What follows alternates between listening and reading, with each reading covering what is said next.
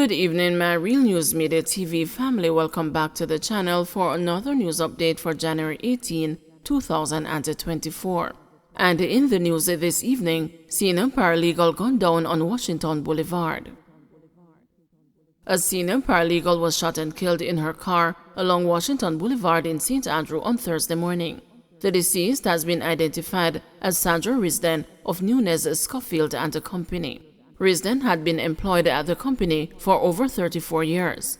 Reports suggest that Risden was traveling alone in a gray Toyota Corolla along the roadway when, upon reaching a section of Washington Boulevard and Aldine Drive, a motorcycle with two men aboard approached. The pillion rider reportedly pulled out a firearm and opened fire at Risden.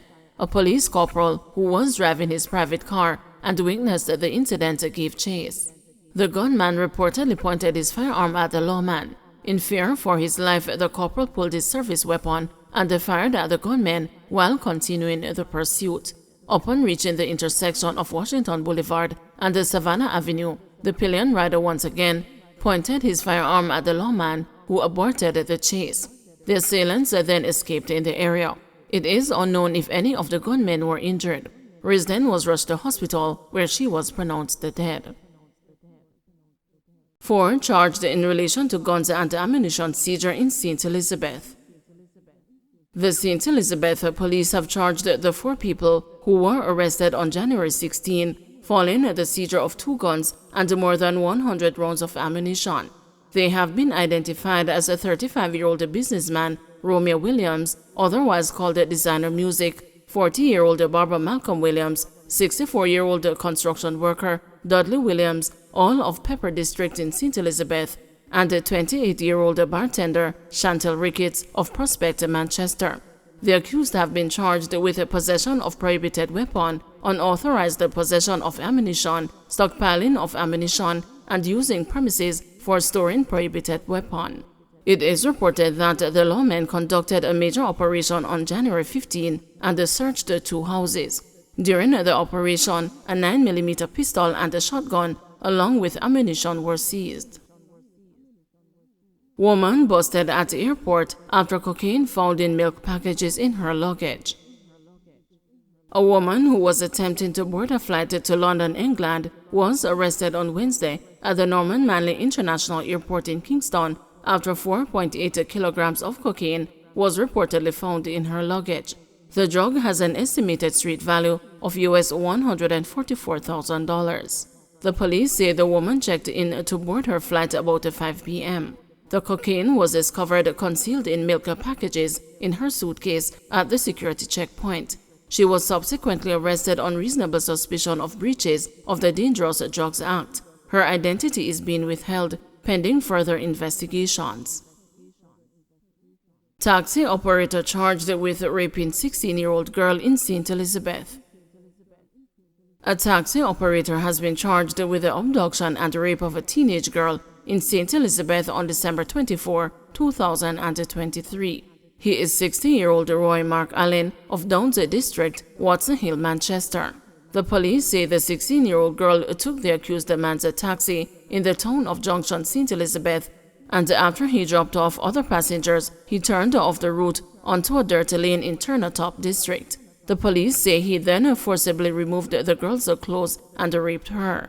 A report was made to the police, and following investigations, Allen was picked up and subsequently charged with rape and forcible abduction. CPFSA awaiting court order to remove wards from Sunbeam Children's Home.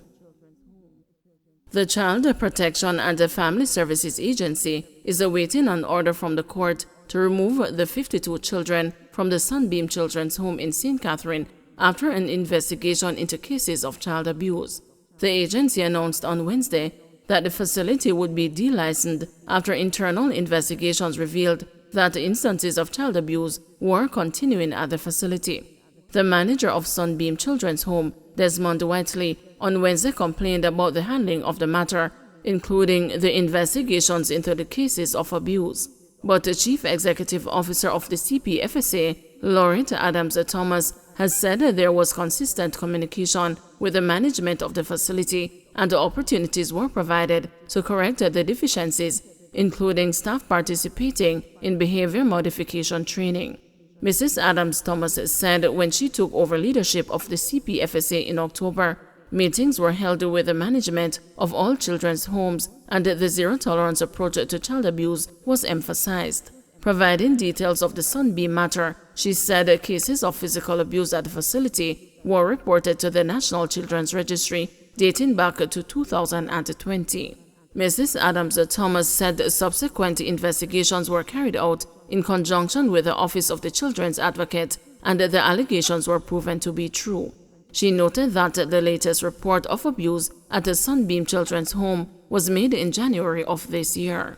With all of this occurring and the reports coming back from the advocate confirming cases of abuse, our investigations confirming these cases of abuse, and then and knowing that the management is aware of these cases and that we would have tried to train the employees, and then as recent as January this year, 2024, another case had occurred that we had to forward to the police. Now, at some point, you have to do something.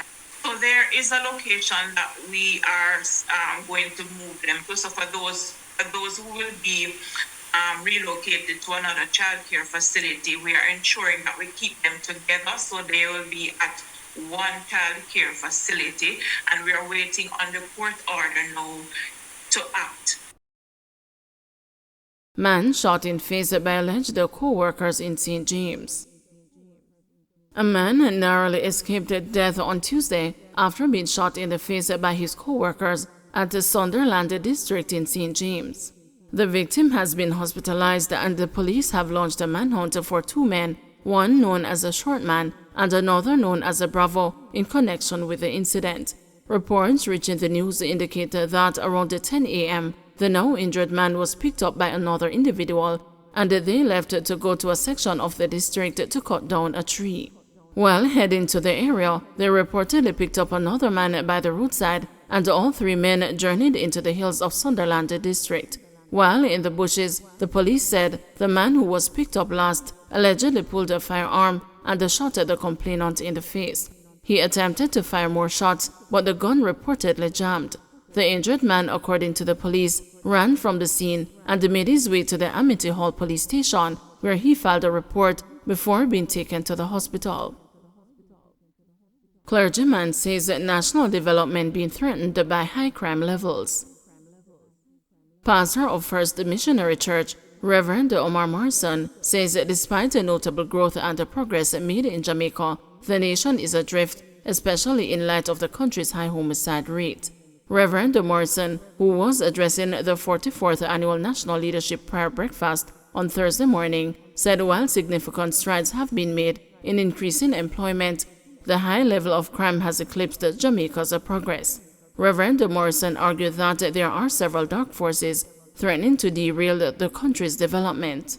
All is not well when unemployment is at a historic low of 4.5%, while homicide in Jamaica is still at an intolerable level of about 46 per 100,000. All is not well when so many of our young people are busy drifting while our society have gone off course. When well over 50% of our children are born outside of the stability and security that marriage helps to provide. Despite our greater access to education, some people have chosen to put their hope in winning big or chopping the line to fleece people out of their hard-earned life savings.